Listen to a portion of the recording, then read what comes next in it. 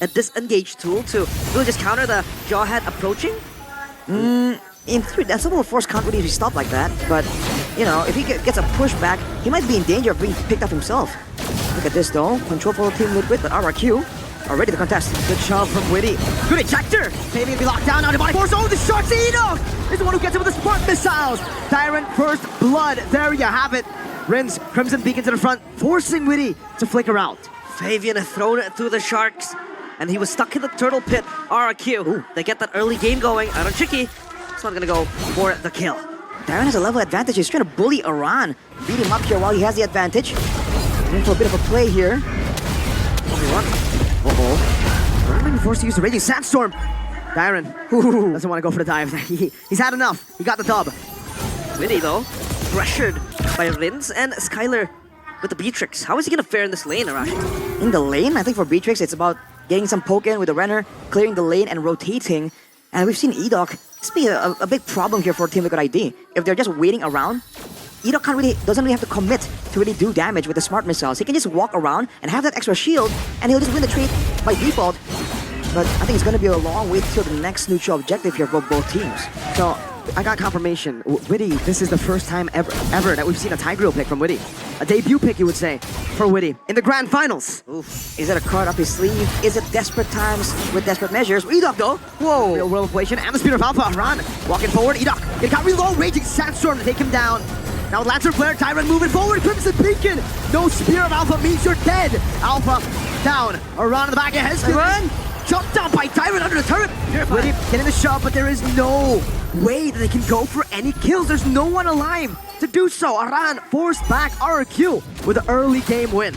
They know they have the phobias. They know the longer the game goes, the fight goes rather, Tyrant is just gonna pop off, dude. As long as it's a front to back, as long as Team Liquid ID are kind of corralled together for safety, it's fine. But look at Witty though. Whoa! Oh, with the shove back again. Aran into the front. Whoa! Good knockup with the Fabian Spear of Alpha. Rins, no Crimson Beacon. Big resources spent earlier. Fabian, no Spear of Alpha. Triangle, they want to fight this run. Raging Sandstorm on the 2, retreat. On point from Fabian. Gets out. Deadly Catch from Sujin will not find them. Oh, great trade there. Aran sacrificing himself to get the turtle. And Tyrant actually comes in to try and flicker in, disrupt the turtle take. A bit too late though. But RRQ setting up for something on the top side. There's going to be surprise coming in from Fabian and Witty though. Oof, they invade TLID's jungle. They have control over this. And Witty getting tossed upon. That's the ejector for you. Whenever you're in these bushes, opening up is always scary. There's a lot of abilities that could just mimic the movements of TLID, and they can jump into the backline of TLID as well. Talking about the Phobius jump and then Edoc with the Unstoppable Force. Does this mean the only tool that can keep them in place is the particular ult? It might actually, maybe the real manipulation and the Raging Sandstorm, those two, this can all be comboed together in theory. So RRQ for sure needs to be a bit more careful. Not for now. I mean, RRQ with this control, they can use the Jawhead even more efficiently. But look at this dive though. Very aggressive on the Sujin. Aran also walking up, concussive blast. Ready, Sujin will be taking down Fabian. Then will be traded back. Darren, Rins is the guy that Darren has given the kill over to. At this point, man, Darren is just absolute menace, but Implosion from Witty. A shove. Skylar, no Purify on the Beatrix. And that's why they picked the Tigreal. They know Skylar will be vulnerable. This is a very good kill that also cements the lead up top. They get the turret going down. And this might be the chance, but it's, of course, Mr. Ade. Is that an RRQ jersey? Yeah, it is. Hey, Rachi, I'm just saying, man. I've been watching this guy's streams, or at least his clips. And whenever he wears someone's jersey, they lose, man. They use the Pikachan's jersey, man. You know, so. I want to see him flex his M1 medal. He did that in the regular season, right? I don't think he'll do it twice. Maybe Edoc will do it twice. Ejector again. Whoa! Good dodge with the Spear of Alpha. Away from the Menace Rage. And we have Ade acknowledging that he's been featured here. Hey, cool. Just like RRQ with their engages, conceal play. Shove over into the real room ablation. Witty looking for the implosion. Raging Sandstorm combo with the implosion. 2 members, but Rins. Demonic force from Dyran. Onto the back. Aaron Shiki disappears. It's a shot over, trying to find them. Yehezkiel still gets out, but it's a big win for the Kings of Kings. Dude, RRQ, they're just getting so much more value due to the clumping nature of Team Liquid ID. They've been trying to corral together for safety, but it's really working against them, especially when Dyran is just so out of control, dude. 3, 1, and 4, getting shut down there, but having so much pressure. Compare his impact here to Aran. All Aran has been able to do is zone people away, and get big crowd control AoEs. But for Dairon, he's doing everything. He's sustaining, he's doing damage, he's knocking people up left and right. Is are so good right now. His damage, he's actually the highest gold difference from both teams. As an XP. As an XP leader, Insane. Yeah, so good from Dairon. Has been able to get the targeting going on as the Phobies as well. Jumping into the backline, TLID, they have nothing that can protect them unless either Iran lands a healing Raging Sandstorm or maybe an implosion also going on. As RRQ, they want to take control of top side, and Iran is there just to safeguard the players of TLID. But now for TLID, what's their winning condition, Arashi? The win condition is to get Aaron Shiki on curve and get a combo, right? If they can actually land a massive combo and catch 3 members of RRQ, it could be a big moment. Oh, Witty! Whoa, they go on to Witty. Implosion used up already. Demonic Force now. Dairon in front of pursuit into Aaron Shiki. Good Spirit of Alpha from Fabian, but Dairon just flickers out. Meanwhile, Witty will be dealt with by Sutsujin. Rinse picks Yehezkiel up. Fabian has been isolated by RRQ. Usually you see the cavalry run people down. The Kings are running the cavalry down. The lone stallion beheaded by the Kingdom. They want the revolution to stop, and they are on course of doing it. EDOC has Flicker. They have a window here with 2 members down. No Tigreal. They're gonna go straight for the purple. Go straight for the Lord. I don't know if they have enough damage to rush it. There's definitely a lot of damage available. But Rinse, that was a great play to really separate, to really break apart the composition of Team Liquid ID. This is the problem here for Team Liquid. If they go and group together, they lost earlier because of the AoE, of the combos. If they spread apart, Rinse just kind of wedges himself in between all the members, and they just kind of win regardless. They just don't have enough damage just yet. 5,000 gold lead, Lord coming up, RRQ. If tempo is what they're looking for, they're doing a great job. Yeah, they're excelling in their own rights. But TLID, the only thing they can do is just cut down the creeps, farm it up, maybe just wait for Aaron Chicken to get his power spike that Holy Crystal, maybe. And this Tatan will have a very, very huge responsibility of carrying this game. Skylar with the BOD. This will just even exert more damage towards TLID. But not the items though, Arashi. In the items, Thunderbolt, Radiant Armor completed for Dairon. He's definitely up on the curve. Skylar has the Sky Piercer though. It's a Shpa. Let's see. With that build, can he actually get some stacks going? As Sutsujin, as always, man, that damage is great. Oh, there you but go. Third item, Power Spike for Aaron. Now RRQ needs to be a bit more careful. Dairon can maybe tank some shots, but Rinse, Sutsujin, and Skylar, they have to be very aware of where exactly Aaron Shiki is. And he has a Purify, so he can't really be stopped as easily. Yeah, a single implosion towards Skylar can be the end of RRQ because Skylar is vulnerable, like you said. No Purify on the Beatrix. Wow. And this is the first Lord, right? So it's easy to take it down, especially when you have enough time that you just shred it down easily. And the Eve as well. And a Holy Defense. And a Holy Defense. Yep. Well, Fabian, on top of that, goes for the Queen's Wings as well, so it's going to be a bit more durable. As wow, a fast-moving Jawhead coming straight at you. Definitely scary, let alone the one piloted by EDOC here.